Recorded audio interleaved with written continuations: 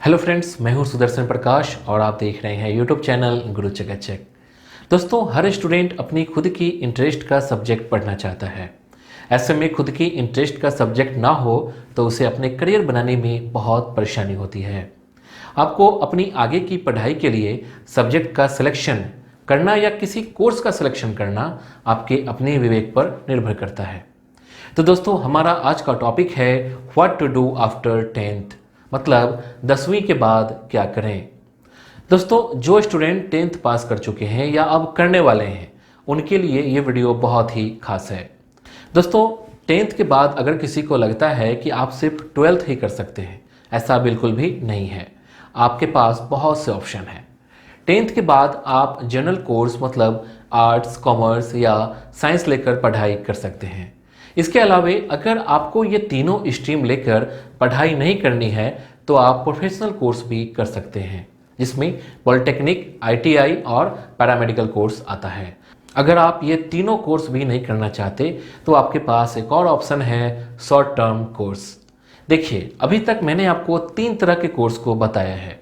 First है general course, second है professional course और थर्ड है short term course. General course में आप साइंस स्ट्रीम या कॉमर्स या फिर आर्ट्स स्ट्रीम लेकर पढ़ सकते हैं। वहीं प्रोफेशनल कोर्स में आप पॉलिटेक्निक, आईटीआई और पैरामेडिकल कोर्स कर सकते हैं। शॉर्ट टर्म कोर्स में आप कई तरह के सर्टिफिकेट और डिप्लोमा कोर्स कर सकते हैं।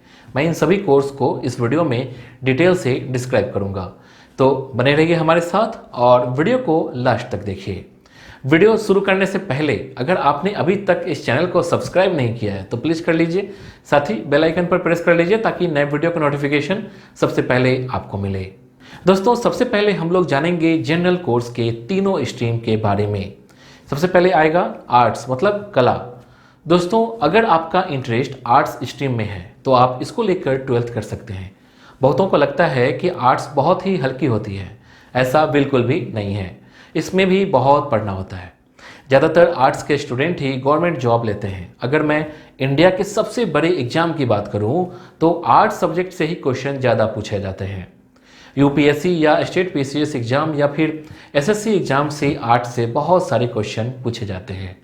अब आगे जान लेते हैं आर्ट्स में कौन कौन से सब्जेक्ट पढ़ने होते हैं। तो इसमें history, geography, political science, English, economics, psychology, fine arts, sociology, physical education और लिटरेचर। इसके बाद जानते हैं कॉमर्स के बारे में मतलब वाणिज्य के बारे में। दोस्तों, अगर आपको अकाउंटेंसी में इंटरेस्ट है तो आपको कॉमर्स स्ट्रीम लेकर पढ़ाई करनी चाहिए। इस सब्जेक्ट से पढ़ाई करने वाले का करियर ब्राइट होता है। इस स्ट्रीम से पढ़ने वाले का करियर खासकर प्राइवेट सेक्टर में ज़्यादा बनता है, क्योंकि वे अकाउंटेंट बन सकते हैं, बिजनेस एक्सपर्ट बन सकते हैं, बैंकिंग के क्षेत्र में अपना करियर बना सकते हैं। दोस्तों, कॉमर्स एक ऐसा स्ट्रीम है जिसमें स्टूडेंट को ट्रेड और बिजनेस के विषय में पढ़ना होता है। वहीं वो सभी प्रोसेस और एक्टिविटी जो किसी एक कॉमर्शियल ऑर्गेनाइजेशन में हो रहा होता है। अब आगे जान लेते हैं कॉमर्स में कौन कौन से सब्जेक्ट पढ़ने होते हैं। तो इसमें accountancy, business studies, economics, mathematics और इंग्लिश। इसके बाद जानते हैं साइंस के बारे में मतलब विज्ञान के बारे में। दोस्तों, अगर आप डॉक्टर या इंजीनियर बनना है तो आपको 10th के बाद साइंस लेना चाहिए। साइंस से 12th करने के बाद आप किसी भी क्षेत्र में आसानी से जा सकते हैं, जबकि ऐसा दूसरे स्ट्रीम के साथ नहीं होता। कुल मिलाकर यह बहुत ही अच्छा स्ट्रीम माना जाता है। अगर आप साइंस लेकर डॉक्टर की पढ़ाई करना चाहते हैं तो आपको बायोलॉजी लेना चाहिए। वहीं अगर आप साइंस लेकर इंजीनियर बनना चाहते हैं तो आपको मैथ्स पढ़ना चाहिए। चलिए 12th साइंस स्ट्रीम को दूसरे ढंग से समझते हैं। साइंस स्ट्रीम मुख्यतः 2 भागों में बांटा गया है। एक है मेडिकल और दूसरा है नॉन मेडिकल। मेडिकल में आता है पीसीबी और नॉन मेडिकल में आता है पीसीएम। फिजिक्स और केमिस्ट्री दोनों में कॉमन होते हैं। नॉन मेडिकल में फिजिक्स और केमिस्ट्री के साथ मैथ्स होता है, जबकि मेडिकल में फिजिक्स और केमिस्ट्री के साथ बायोलॉजी होता है। दोस्तों, ध्यान रखिए, आप चाहें तो बायोलॉजी और मैथ्स दोनों ले सकते हैं। साइंस स्ट्रीम में आपके subject physics, chemistry, biology, maths और इंग्लिश होते हैं। इन सब के अलावा आपको एक ऑप्शनल सब्जेक्ट भी चुनना होता है। ऑप्शनल सब्जेक्ट में हिंदी या उर्दू आदि होते हैं। ये ऑप्शनल सब्जेक्ट अलग अलग बोर्ड के अनुसार अलग अलग भी हो सकता है। दोस्तों ये तो था 10th के बाद 12th में कौन सा स्ट्रीम ले सकते हैं। तो आपने जाना 12th में आर्ट्स, कॉमर्स या साइंस ले सकते हैं। वहीं अगर आप 12th किसी भी स्ट्रीम से नहीं करना चाहते तो आप प्रोफेशनल कोर्स कर सकते हैं। प्रोफेशनल कोर्स में 2 डिप्लोमा कोर्स होते हैं। आइए उसके बारे में जानते हैं। सबसे पहले जानेंगे पॉलिटेक्निक कोर्स के बारे में। दोस्तों 10th के बाद आप पॉलिटेक्निक कोर्स भी कर सकते हैं। यह कोर्स 3 वर्ष का होता है। अगर आप पॉलिटेक्निक कोर्स करते हैं तो आप जूनियर इंजीनियर बन सकते हैं। पॉलिटेक्निक में एडमिशन लेने के लिए आप राज्य सरकार द्वारा आयोजित परीक्षा को पास करना है। अगर आप उस एग्ज़ाम को पास नहीं कर पाते हैं तो आप किसी प्राइवेट पॉलिटेक्निक कॉलेज में भी एडमिशन ले सकते हैं।